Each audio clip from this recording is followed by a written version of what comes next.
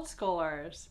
Today I want to talk about school at home and raising our awareness to the choices that we make when deciding how learning outside of school will look and function in our home.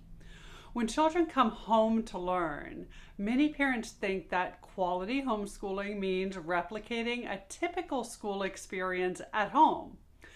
When we don't know exactly what to do, the normal thing is to look to our own history and do what we know.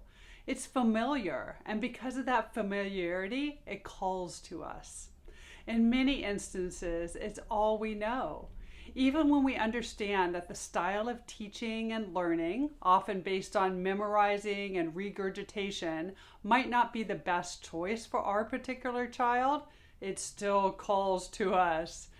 Most of us adults had a very standardized approach to learning as a child. We went to school, listened to the teacher talk, and did what she, usually not a he, said. We read our textbooks, or not, completed workbooks, answered questions off the blackboard, had homework, crammed for tests, and sat in our seats for long periods of time during the day. Subject areas were approached as separate units of study. Maybe we had some opportunities to work with other children, but maybe not. Now, you might have had a very different school experience, but for many of us, it was a traditional one. Inside our hearts and our minds, we might seek out a different way to school, and maybe that's why you're here. Yay! But you still may feel that pull of the familiarity, because it doesn't just call from our history, it's all around us as well. Even parents that employ a lot of creativity will answer the call to supplement with traditional learning, such as workbooks. I get it. My oldest, now grown son will attest that I sent him to an alternative Waldorf school during the day, and then because I was so worried that he wasn't getting enough, I gave him traditional homework at night. We both agree now it was utter madness, but the call is strong. And as one of my family said this week, it's hard to go against the grain. I want to say that there's nothing wrong with workbooks, but I'm going to clarify that statement because really I think there are so many other choices better than workbooks. But I will say there's nothing wrong with workbooks if they are relevant from a child's point of view and a stepping stone to a bigger goal. Perhaps a child needs to learn some math to be able to charge customers for a one-of-a-kind woodworking project that he creates. Yes, bring out the book or a video, paper, pencil, and learn those skills. That's a very real objective, and that will drive your child's interest in learning that information. If a child needs to understand how to write a formal letter to a local company to request a donation for materials for a project, then by all means, grab a workbook or other method that teaches that skill. And of course, if your child loves workbooks, learns a ton and thrives, then great. But what I hear from kids every week is, I hate the workbooks. Why do I have to sit there and do all those pages? Why indeed? This is not to say that there's not a place for drill work. Some information needs to be automatized so that it's readily accessible in the brain when it needs it. Drilling addition and multiplication facts is a classic example of information that serves us well if memorized to automaticity. If our brains have a firm grasp of such things, then lobby chairs in working memory aren't wasted to hold the information while working on more complicated challenges. That makes the experience of higher math much more accessible for a kid. That makes sense. What doesn't make sense to me are random pages thrown at a kid to make us feel better, to make us feel like our kids are actually doing school. We often expect kids to learn from workbook pages in isolation of any true context, annexed from real life, and without any meaningfulness or relevancy to frame them. Many kids half-heartedly trudge through them without much attention or thinking because we've told them to. How can we call that kind of shallow work learning? How often in adult life do we sit down and do workbook pages? I might find usefulness in something like a reflection journal or an action guide, like you'll find here in the Bold Schoolers products, but I see those as different than a workbook. Hopefully, reflection takes you deeper into the learning, and ideally, an action guide helps you put something you've learned to good use. Doing something meaningful with learning is the point of learning. So, what is learning and why do we do it? I've been reflecting on that question for the past few days. In my own life, I learn things because I think those things will help me or others have some type of richer life experience in some way. I'm motivated to learn because those things help me meet a goal or teach me something that will make my life or the lives of the people I care about better, either right now or in the very near future.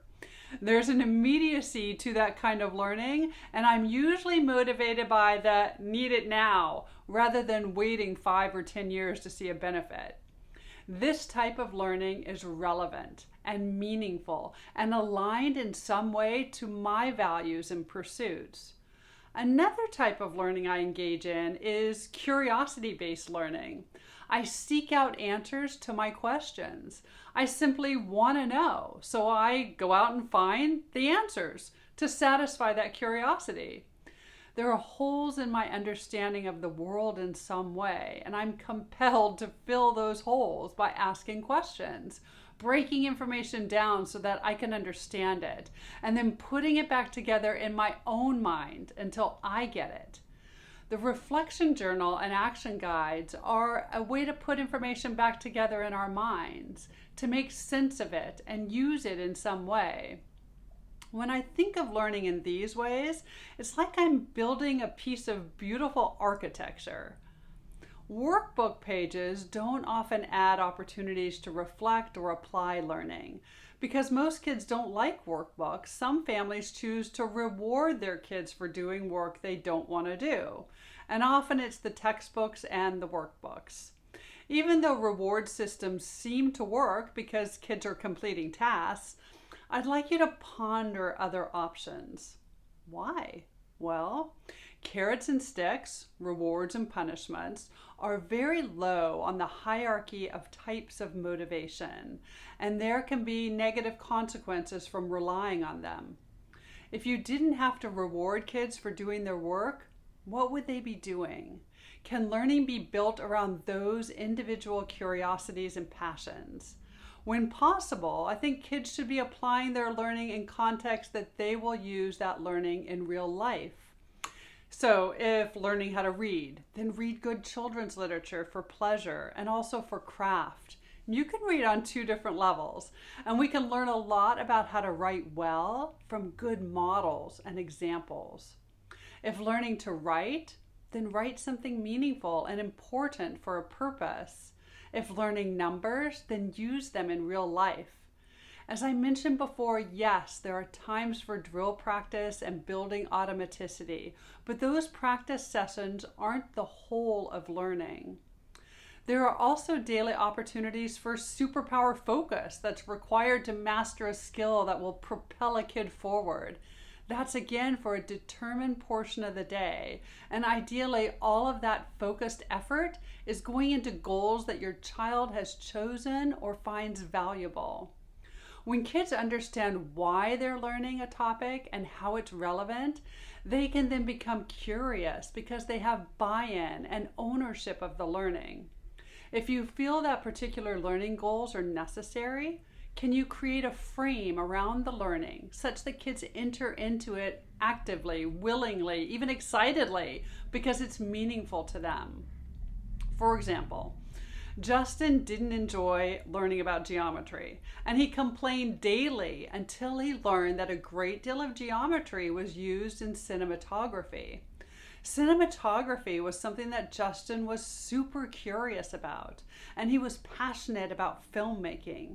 As soon as he could apply his learning in geometry to the topic he loved, he was highly motivated to not only succeed in geometry, but go above and beyond what was expected. He applied the geometry skills he learned to his photography and within his next movie. Adding purpose to seemingly meaningless schoolwork can make all the difference in our kids' perspectives and engagement. So when kids tell me, I just don't want to do the workbook, there's a reason they feel so strongly, and I believe we need to listen. Frame the activity, that is, be able to state clearly why it's important from your child's point of view. If you can come up with a good reason for learning the skill, then think about alternative ways that the skill might be experienced within some type of kid-relevant context. If you can't frame it, then don't spend time on it until you can.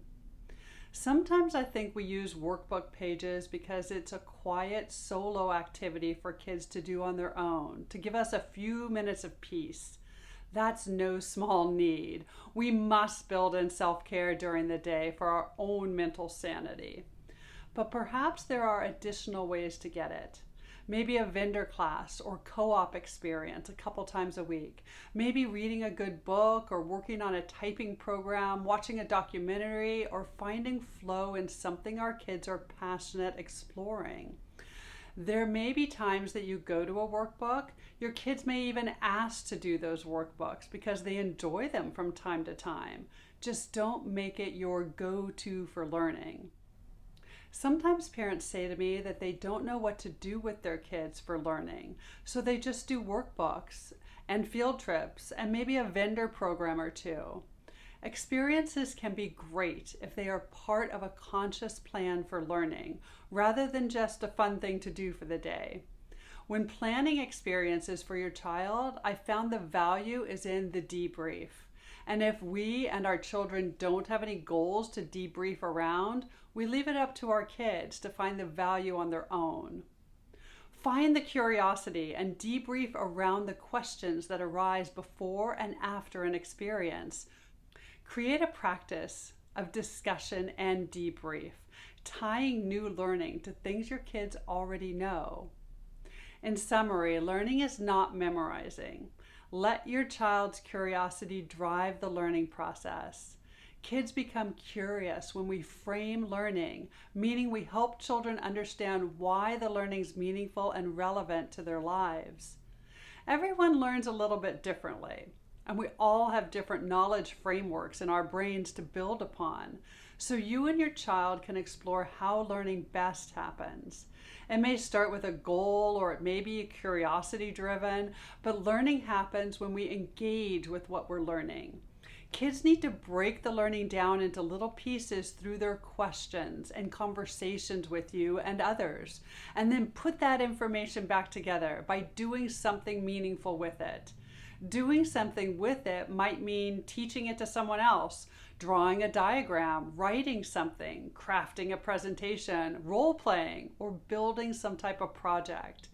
Your child can choose how to engage with the content in a way that's most meaningful and offers your child the most clarity for that new learning to connect to existing knowledge.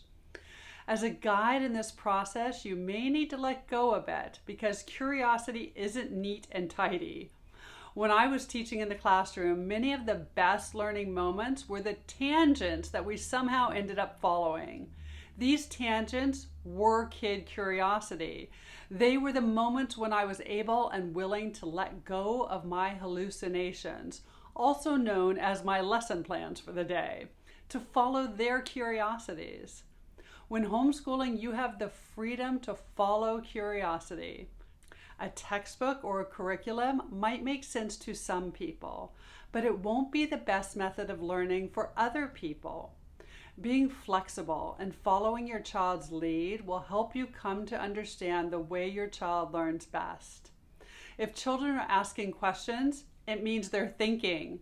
We want to celebrate all types of diversity, and one type of diversity is in how your child learns best. So as homeschoolers, we get to celebrate, honor, and individualize that. To take a deeper dive in learning how to successfully debrief, as well as the full picture of the technique framing, head over to Bold Schoolers Blueprint at boldschoolers.com and join a stellar community of homeschoolers doing education differently. You and your child will learn how to learn as you help your child construct a deeply engaging, skill-rich learning environment. Send me a comment below. I'd love to hear your thoughts on workbooks as well as other types of learning experiences. What are you curious about?